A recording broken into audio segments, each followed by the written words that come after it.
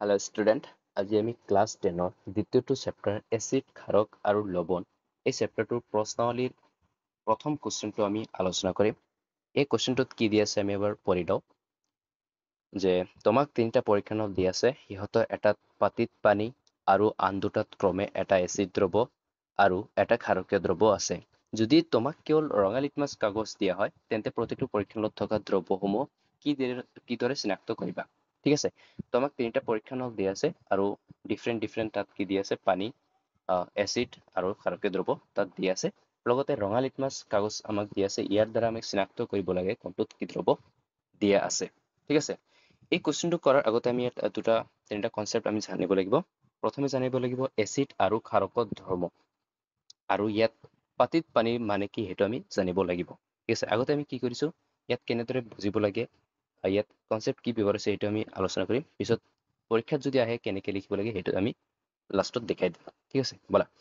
তো প্ৰথমে আমি কি কৰিছো, বিকাৰ তিনিটা লৈছো আৰু বিকাৰ তিনিটাক আমি এ, বি, চি বুলি চিনাক্ত কৰিছো। আৰু ইয়াত আমাৰ লিটমাছৰ টুকুৰাটো দি আছে, কেৱল ৰঙা লিটমাছৰ টুকুৰাটোহে দিয়া আছে।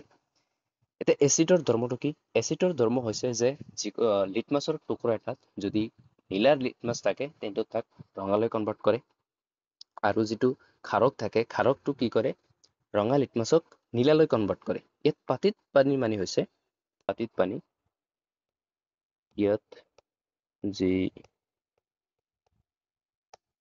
পাতিত পানী দি আছে, পাতিত পানী হৈছে পিউৰ ৱাটাৰ। পিউৰ ৱাটাৰ মানে বিশুদ্ধ ৱাটাৰ যাক কওঁ, পিউৰ ৱাটাৰ। তাৰমানে এই পানীত কি নাথাকে, কোনো ধৰণৰ লৱণ বা কোনো ধৰণৰ ময়লা জাতীয় একো ইয়াত পোৱা নাযায়। তাৰ মানে যদি আমি লিটমাছৰ টুকুৰাটো ইয়াত কি কৰি দিওঁ, পেলাই দিওঁ, ইয়াৰ লিটমাছৰ ৰঙৰ একো ধৰণৰ পৰিৱৰ্তন নহয়। যদি ৰঙা থাকে ৰঙাই থাকিব, আৰু যদি নীলা থাকে সেইটো নীলাই থাকিব। ঠিক আছে, বলা। এতিয়া আমি কি কৰিম, এই ৰঙা লিটমাছটো এটা এটা পাত্ৰত আমি এৰি দি থাকিম।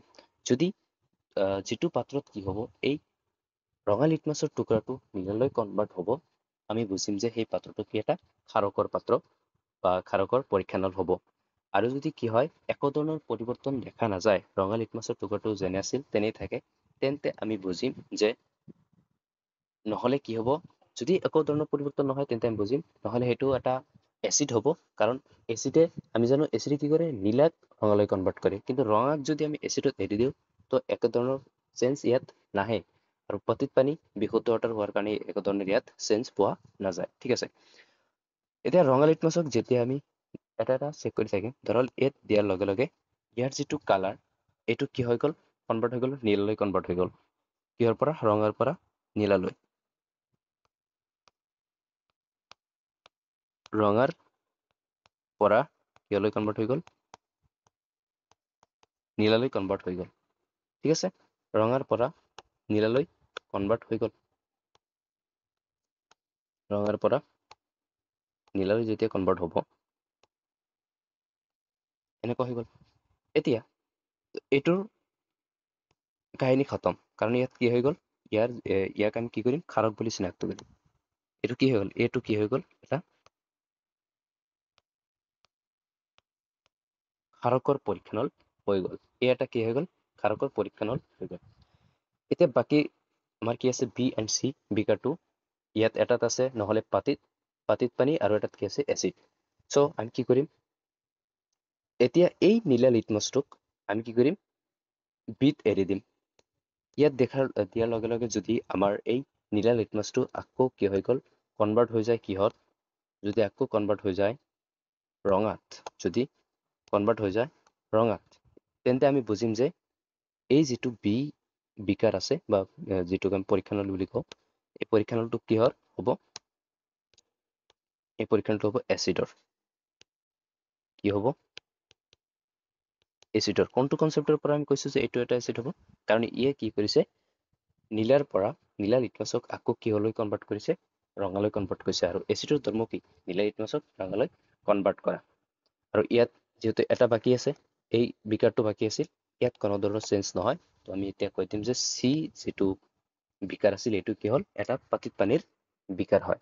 এতিয়া তোমালোকক এইটো লিখিব লাগিব কেনেকে, এইটো আমি দেখাই দিছো, চাবা।